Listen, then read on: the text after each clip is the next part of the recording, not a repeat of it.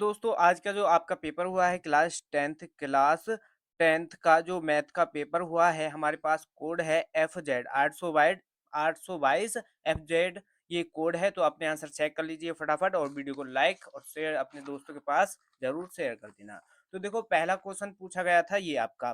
तो यदि ये हमको दिया है तो इसका जो आंसर था यानी एक्स का मान आपको निकालना था, तो इसमें जो सही उत्तर था आपका ऑप्शन सी सही उत्तर है, प्लस माइनस का 5।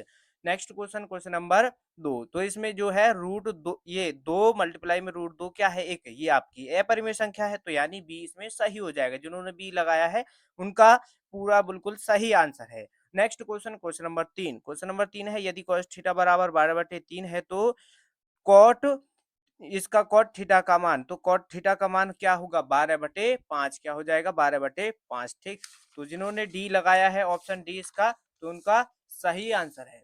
अब क्वेश्चन नंबर है आपका 4। क्वेश्चन नंबर 4 में क्या करना है, ये हमको समीकरण दिया गया है और इसमें मूल बराबर है तो सी का मान है, तो सी का मान कितना आएगा, ठीक है। जिनका मान 8 आया है तो उनका बिल्कुल सही है। अगला क्वेश्चन है आपका क्वेश्चन नंबर 5। त्रिभुज एबीसी और त्रिभुज डीईएफ दो समरूप त्रिभुज हैं। इस प्रकार है कि कोण ए 79 डिग्री का है और कोण ई 56 डिग्री का है। तो सी का मान यानी कोण सी का मान बताना है, यानी तो इसमें जो आंसर था, इसका आंसर है आपका क्या, 45। ठीक है, इस वीडियो को अपने सभी दोस्तों के पास जरूर शेयर कर दें ताकि वो भी अपने आंसर चेक कर सकें। तो क्वेश्चन नंबर 6 है, यदि tan अल्फा बराबर कॉट अल्फा है तो यहाँ पर क्या करना है, इसको अल्फा का मान बताना है। तो अल्फा का मान कैसे बताओगे, तो अल्फा का मान क्या है आपका 45। ठीक है, अल्फा का मान 45। अगला क्वेश्चन, क्वेश्चन नंबर 7। यदि बी बी मीटर भुजा के दो घनों के संलग्न फलकों को मिलाकर रखा जाए तो ये बनने वाले ठोस का पृष्ठीय क्षेत्रफल, ठीक है, यहाँ पर इसका क्षेत्रफल क्या हो जाएगा, इसका जो क्षेत्रफल होगा 10 b² मीटर स्क्वायर। ठीक है, जिन्होंने बी लगाया है क्वेश्चन नंबर 7 का आंसर, उनका बिल्कुल सही है। अगला क्वेश्चन है क्वेश्चन नंबर 8 की ये किसी द्विघात समीकरण A T square plus B T plus C बराबर 0 के लिए निम्नलिखित कथनों में से सही विकल्प चयनित करना है। तो इसमें जो सही विकल्प होगा, ठीक है, किसके लिए, इसके लिए, तो इसमें सही विकल्प कौन सा है, ठीक है, सही विकल्प यानी इसका जो सही उत्तर है, इसमें सही है option option B, second, third और फोर्थ। ठीक है, यानी ये आपके सही हो जाएंगे। ठीक है, कोई दिक्कत यहाँ तक नहीं होगी। आगे चलते हैं, अब चलते हैं क्वेश्चन नंबर 9 पर। क्वेश्चन नंबर 9 में क्या करना है हमको, ये बिंदु दिए गए हैं हमको 3 बिंदु। इसमें शीर्ष यानी ये किसके शीर्ष हैं, ये जो बिंदु है किसके शीर्ष हैं, ये हमको यहाँ पर बताना था।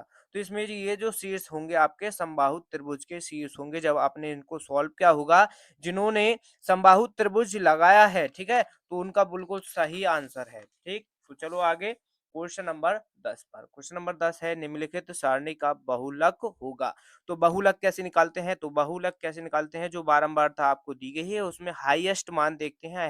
हाईएस्ट मान क्या है, तो हमारे पास हाईएस्ट मान है 5।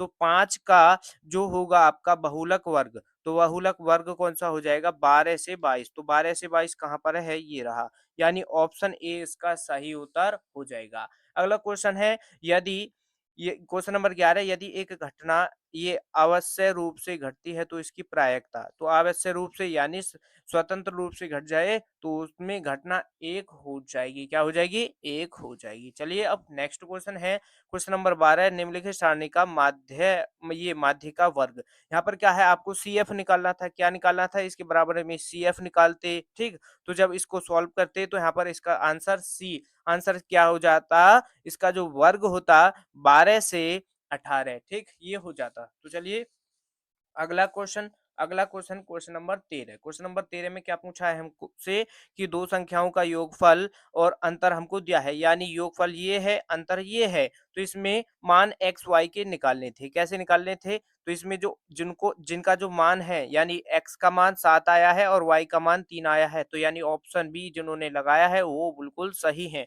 अगला क्वेश्चन देखो, अगला क्वेश्चन बहुत ही आसान पेपर आया है, कोई ज्यादा कठिन पेपर आपका नहीं आया है। क्वेश्चन नंबर 14 है कि 1000 के अभाज्य गुणनखंड होंगे। तो अभाज्य गुणनखंड कैसे करते हैं, इसको काटना था, तो कैसे काटना था, इसमें इसमें जो है ऑप्शन डी इसका सही उत्तर हो जाएगा, क्या, ऑप्शन डी। ठीक है, ऑप्शन डी सही उत्तर हो जाएगा। अगला question, question number 15। Question number 15 में क्या पूछा है, समांतर श्रेणी हमको ये दी गई है और 13वां पद होगा। क्या 13वां पद निकालना है? तो इसमें इसमें जो है इसका जो सही आंसर है माइनस का 16, माइनस का 16 यानी ऑप्शन सी इसका सही उत्तर आपका हो जाएगा।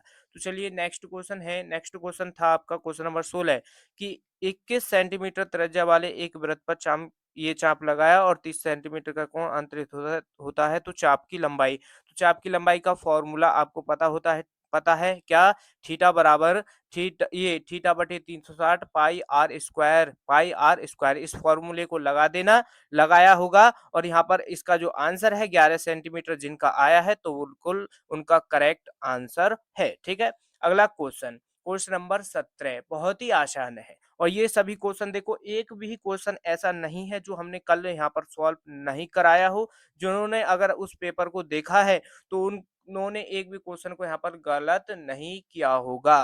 देखो क्वेश्चन नंबर 17 का आंसर जो आंसर है, क्वेश्चन नंबर 17 का आंसर आपको यहाँ पर कॉट थीटा बराबर बी अपॉन ए दिया है।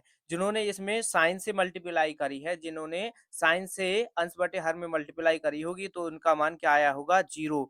तो यहाँ पर 0 इसका सही आंसर है क्या? 0। ठीक है, ये आपका ये बी जो है गलत है, तो इसमें 0 सही हो जाएगा। अगला क्वेश्चन, क्वेश्चन नंबर 18 है आपका सेक ए प्लस टेन ए, बहुत ही आसान पेपर आया है आपका इस बार, तो इसका जो आंसर होगा, ठीक है, क्वेश्चन नंबर 18 का जो आंसर है वो है ऑप्शन डी कॉस ए। क्या है? Cos A. अब चलते हैं नेक्स्ट क्वेश्चन पर, क्वेश्चन नंबर 19 है कि निम्नलिखित में से कौन सी संख्या एक परिमेय संख्या होगी? तो इसमें परिमेय संख्या कौन सी होगी ये आपको बताना है। जब देखो इन दोनों की आप मल्टीप्लाई करोगे तो देखो रूट 7 के साथ में करोगे तो रूट से रूट कट जाएगा। इस तरीके से जब सॉल्व करोगे तो यहाँ पर इसमें जिनका आंसर सी आया है यानी ये आया है तो उनका बिल्कुल सही आंसर है।